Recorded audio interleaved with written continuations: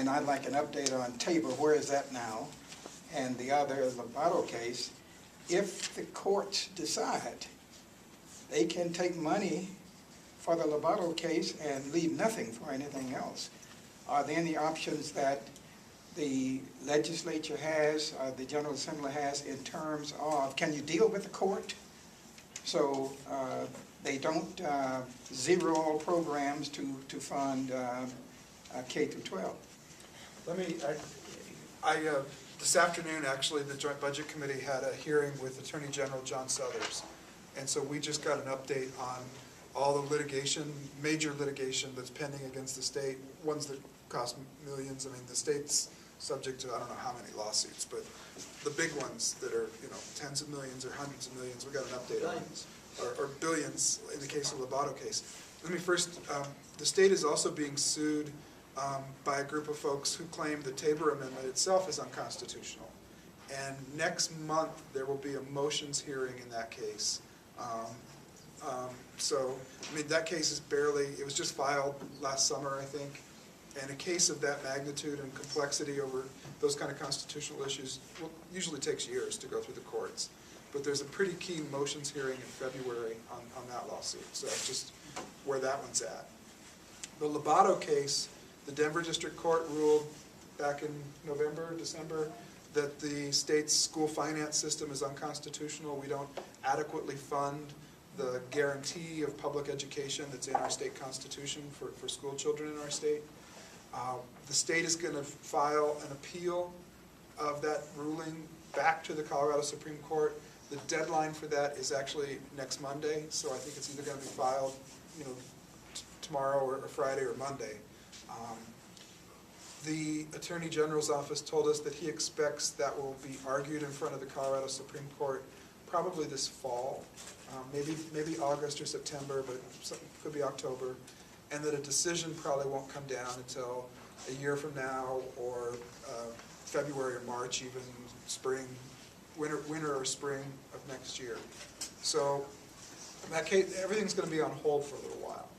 But the Lovato case, one of the things that the child court accepted from the arguments and the facts that were made was they believed the magnitude of underfunding public education, and this is just the K-12 education system in our state, is somewhere to the tune of $4 billion. And if you look on the little handout I just passed out, our state general fund is only a little over $7 billion. And so more than half of what we collect right now in income and sales tax, basically, for the general fund, if you accept those arguments, would need to go to K-12 education. Now, some of us may wish we could put $4 billion more into K-12 education and think that we'd get, you know, some bang for our buck if we did so. But where the money's going to come from, I don't know. And in all likelihood, if the state ultimately loses the case, the courts are still just going to look at the legislature and say, fix it. And we're going to have some sort of order that doesn't really give us any new powers or any new resources. And there's probably going to be a long, protracted discussion back and forth between the courts and the legislative branch that gets into some pretty serious constitutional issues over separation of powers and, you know, who holds the purse strings and who controls taxes. I don't think this is going to wrap up. I don't think next spring this is going to be over. And I think this is going to go on for a while. And I hope it leads to some serious conversations about what we're doing wrong and what it is exactly that's broken. Because I think the Tabor Amendment and the Gallagher Amendment about property tax are big parts of what's broken and what's causing these problems. And to fix those things, we're going to need to put constitutional changes on the ballot and have voters buy into the solutions. And that's a pretty complicated process. And in order to get people to buy into maybe changing some pretty, you know, pretty solid things in the Constitution right now about property tax, that's going to take a lot of work and a lot of leadership. And we're going to need our governor and our attorney general and all of our elected officials across the state to really lead that conversation to get voters to a place where maybe we can do what's right and fix the problem.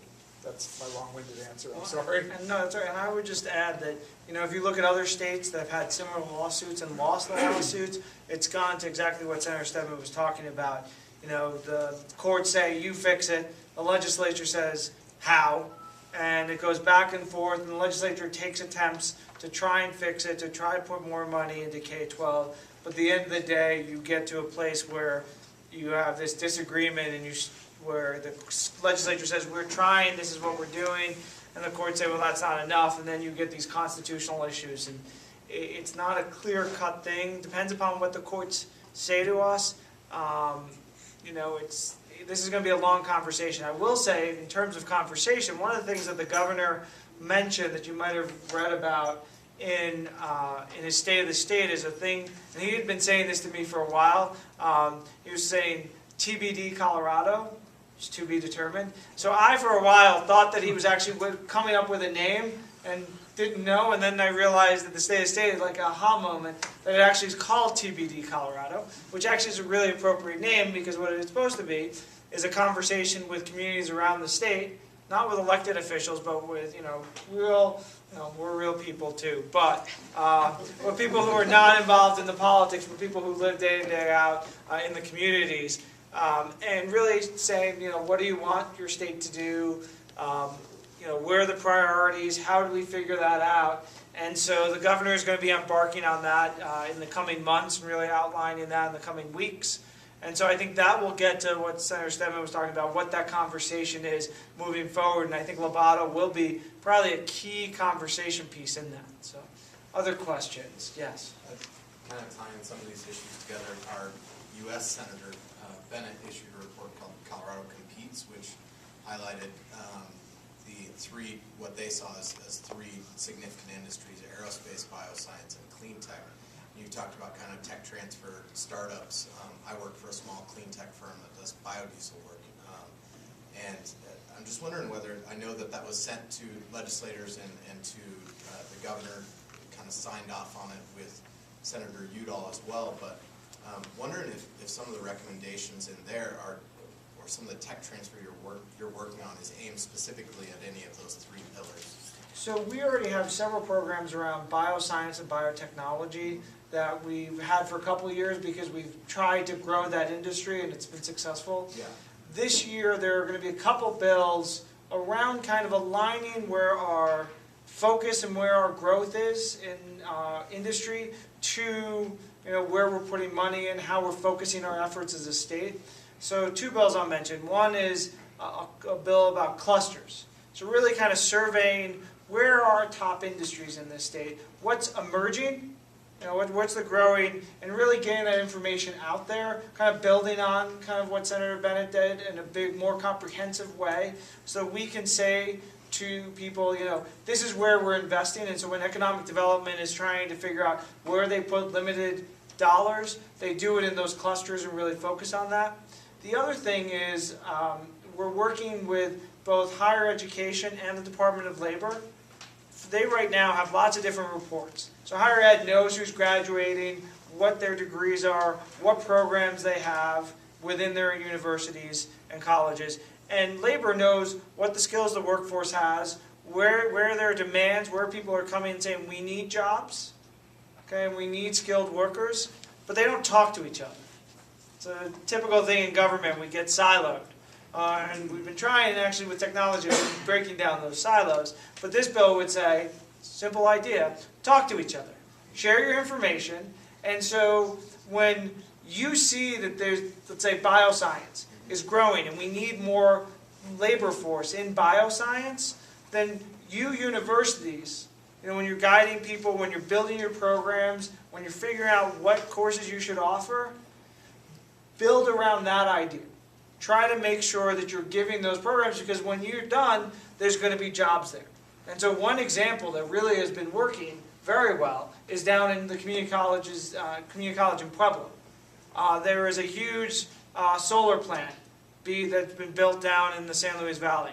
And they needed technicians to really upkeep, build, and deal with those solar arrays. And so the industry said to the community college, we need trained people. We don't have them. So can you go build a system to train them? So they did. And now almost anyone who graduates with a certificate from that has a job right away, because there's demand for them. So it's doing those type of things, which we're going to start continuing doing, to say, where's our growth, and let's put people there, and then really let us know where we focus our dollars on where those growth are. So I think that's That's a very try good. to. Sorry. Well, one of the things that I'm concerned about